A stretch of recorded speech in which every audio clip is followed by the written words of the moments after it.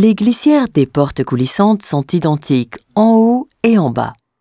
Les glissières sont fixées correctement au bord de la tablette à l'aide d'une aide de montage rouge.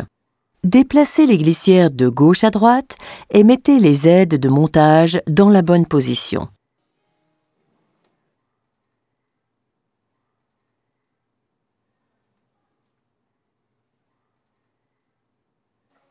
Vous devez ensuite prépercer avec le forêt joint et fixer les glissières avec une vis.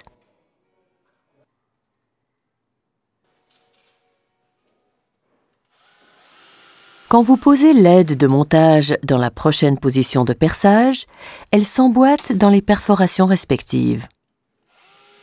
Faire alors un nouveau préperçage et mettre les vis. Après avoir bien vissé les glissières, il faut emboîter le profilet de finition.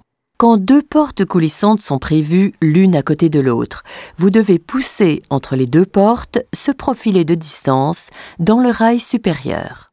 Ensuite, posez en haut les embouts et posez les capuchons de finition. Les glissières inférieures recevront à gauche et à droite ces embouts.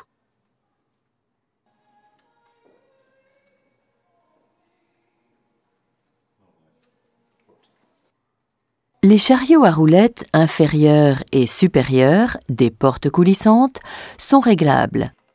Vous devez alors veiller à ce que, après un déplacement en hauteur, la nouvelle position soit fixée avec les vis sans tête qui se trouvent à l'intérieur. Sans cela, la mécanique peut se déplacer à nouveau.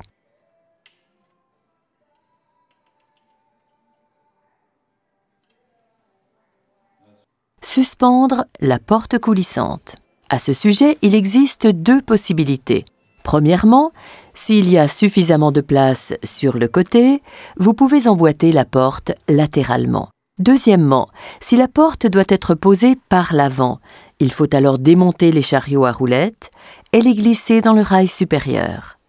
La porte coulissante est alors posée en bas et les chariots supérieurs peuvent être de nouveau vissés de l'intérieur. N'oubliez pas que vous devez encore fixer les butées supérieures. Posez ces butées de manière à ce qu'elles puissent capter la charge principale de la porte.